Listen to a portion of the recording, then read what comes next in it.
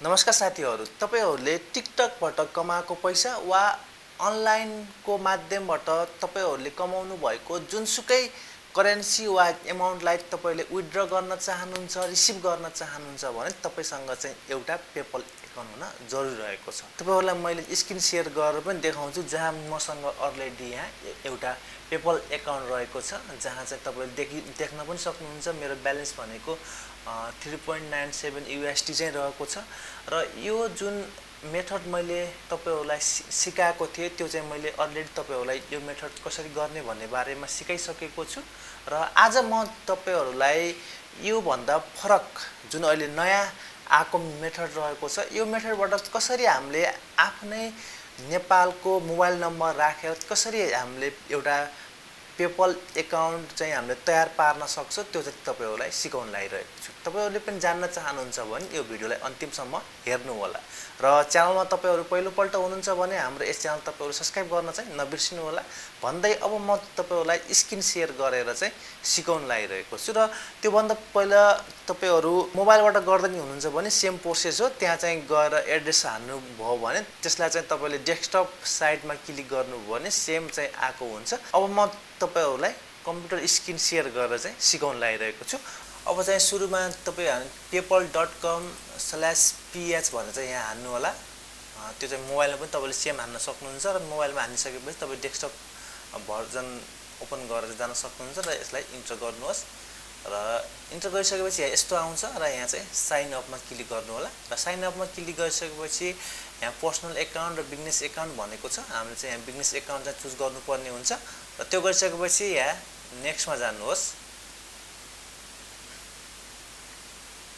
र नेक्स्टमा गइसकेपछि अब यहाँ तपाईले आफ्नो एउटा इमेल एड्रेस चाहिँ हाल्नुपर्ने हुन्छ। तपाईको कुन इमेल एड्रेसबाट तपाईले गराउँदै हुनुहुन्छ त्यो चाहिँ हाल्नु होला। त्यसपछि यसलाई कन्टिन्युमा क्लिक गर्नुहोस्। कन्टिन्युमा क्लिक गरिसकेपछि एउटा चाहिँ यहाँ पासवर्ड तपाईले क्रिएट गर्नुपर्ने हुन्छ। पासवर्ड चाहिँ एकदमै स्ट्रङ पासवर्ड चाहिँ तपाईहरुले क्रिएट गर्नु होला। जस्तो म यहाँ हाल्न लागिरहेको छु। यति हालिसकेपछि यहाँ चाहिँ तपाईले टिक गर्नुहोस् र टिक गरिसकेपछि एग्री एन्ड कन्टिन्यू भन्ने रहेको चाहिँ म टिक गरेर यहाँ कन्टिन्युमा क्लिक गर्नु होला र कन्टिन्युमा क्लिक गरिसकेपछि अब बिजनेस कन्टेन्टको लागि भनेको छ। यहाँ चाहिँ तपाईले legal first name, legal last name अनि बिजनेस डिटेल चाहिँ के हो लगायत यहाँ फोन नम्बरहरु यो सम्पूर्ण आको हुन्छ। यो चाहिँ तपाईहरुले जस्ताको तस्तै चाहिँ हाल्नुपर्ने हुन्छ। म चाहिँ अब तपाईहरुले जस्ताको तस्तै हाल्न लागिरहेको छु। यहाँ माथि हाल्छु म। र अब बिजनेस के को लागि हो भनेको छ।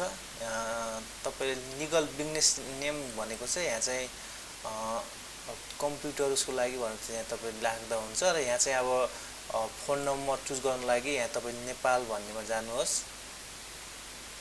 नेपाल आइसकेको छ अनि यहाँ त्यो नम्बर हाल्नुहोस्। बिजनेस फोन नम्बरमा चाहिँ तपाईहरुले सकभर चाहिँ एनसेलको नम्बर चाहिँ राख्नु होला किनभने त्यसमा चाहिँ कोड चाँडै आउँछ र यहाँ बिजनेस एड्रेस भनेको छ। बिजनेस एड्रेसमा तपाईको यहाँ माथि चाहिँ आफ्नो जुन तपाई जहाँ बस्नुहुन्छ त्यसको एड्रेस चाहिँ राख्नु होला र यो जिप कोडमा चाहिँ तपाईहरुले जुन यहाँ शो भएको छ त्यही नै राख्नु होला र प्रोभिजन रिजनमा पनि यही नै राख्नु होला र यति भइसकेपछि अब चाहिँ प्राइमरी करेन्सी भनेको छ। यसमा चाहिँ तपाईले US डलर भनेर चाहिँ राख्नु होला र यति गरिसकेपछि यहाँ चाहिँ एग्री एन्ड कन्टिन्यू भनेको छ। यसमा क्लिक गर्नु होला र यस्तो गरिसकेपछि यहाँ चाहिँ डिस्क्राइब योर बिजनेस भनेको छ। यहाँ चुज गर्नु होला। यहाँ चाहिँ अब तपाईले इन्डिभिजुअलमा चाहिँ क्लिक गर्नु होला। फर्स्टको यसमा चाहिँ क्लिक गर्नु होला र अब यहाँ चाहिँ किवर्डमा चाहिँ तपाईले के को लागि भनेको छ कम्प्युटर सम्बन्धी लेख्नुस्। कम्प्युटर सफ्टवेयर रहेको छ वा इलेक्ट्रिक हैन के आउँछ त्यही लेख्नु होला। जस्तो डिजिटल मार्केटिङ लेखे पनि हो यही नै लेखे र वेबसाइट छ भने चाहिँ तपाईले अप्सनलमा रहेको छ यो चाहिँ नलेख्दा पनि हुन्छ। त्यसपछि तपाईहरुले यहाँ कन्टिन्युमा क्लिक गर्नुहोस् र कन्टिन्युमा क्लिक गरिसकेपछि यहाँ चाहिँ डेट अफ बर्थ भनेको छ अनि नेसनालिटी भनेको छ, आइडेन्टिटी डकुमेन्ट भनेको छ। यहाँ चाहिँ तपाईले आफ्नो डेट अफ बर्थ सम्पूर्ण चाहिँ हाल्नुहोस्।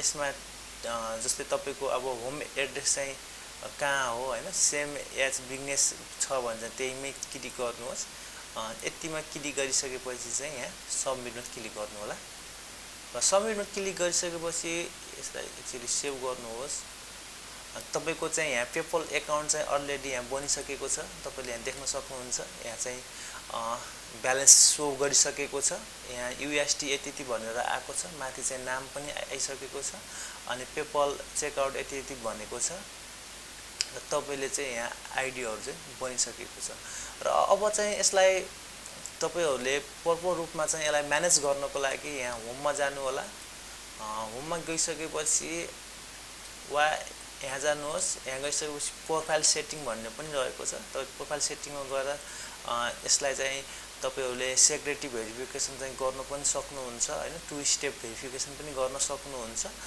र यति भइसकेपछि जानुहोस् यहाँ गएपछि एकाउन्ट सेटिङ भन्ने रहेको छ यसमा जानुहोस् एकाउन्ट सेटिङमा जानुहोस् एकाउन्ट सेटिङमा गइसकेपछि तल देख्न सक्नुहुन्छ मनी बैंक एन्ड कार्ड भनेको छ तपाईले यसमा क्लिक गरेर तपाईसँग चाहिँ डलर कार्डहरु यिनीहरु छ भने यसलाई तपाईले एड पनि गर्न सक्नुहुन्छ तपाईसँग छ भने चाहिँ यसलाई एड गर्न सक्नुहुन्छ त्यसको लागि चाहिँ मनी बैंक एन्ड कार्ड भन्ने अप्सन रहेको हुन्छ त्यसमा चाहिँ जानुपर्ने हुन्छ अनि जस्तै यहाँ बैंक एकाउन्ट चाहिँ हामीले लिंक न्यू बैंक एकाउन्ट भनेको छ यहाँ चाहिँ हामीले बैंक एकाउन्ट चाहिँ लिंक गर्न चाहिँ सक्दैनौं तपाईसँग कार्ड छ भने चाहिँ तपाईले यहाँ कार्ड चाहिँ लिंक गर्न सक्नुहुन्छ त्यसको लागि चाहिँ यहाँ लिंक न्यू कार्डमा क्लिक गर्नु होला त्यहाँ गइसकेपछि यहाँ चाहिँ सबै डेबिट एन्ड क्रेडिट कार्ड के रहेको छ त्यो हाल्नु होला अनि कार्ड टाइप चाहिँ के हो त्यो हाल्नु होला जस्तै भिसा मास्टर कार्ड अनि वा के हो त्यो चाहिँ हाल्नु होला त्यति हालिसकेपछि यहाँ चाहिँ एक्सपायर डेट रहेको हुन्छ अनि सेक्युरिटी कोडहरु हालेर अनि त्यो बिलिङ एड्रेस चाहिँ यहाँ आउँछ लिंक कार्ड चाहिँ गर्न सक्नुहुन्छ यसरी चाहिँ तपाईहरुले एउटा पेपल एकाउन्ट चाहिँ बनाउन सक्नुहुन्छ त्यो पनि आफ्नै नेपाली नम्बरलाई युज गरेर तपाईहरुलाई कस्तो लाग्यो यो भिडियो आगामी दिनहरुमा यस्तै नयाँ भिडियोको लागि हाम्रो यस च्यानल तपाईहरुले सब्स्क्राइब गर्न नबिर्सिनु होला भन्दै छिट्टै नयाँ भिडियोमा भेट्ने बाचा सहित आजलाई बिदा चाहन्छु होस् त नमस्कार तपाईको दिन शुभ रहोस् जय नेपाल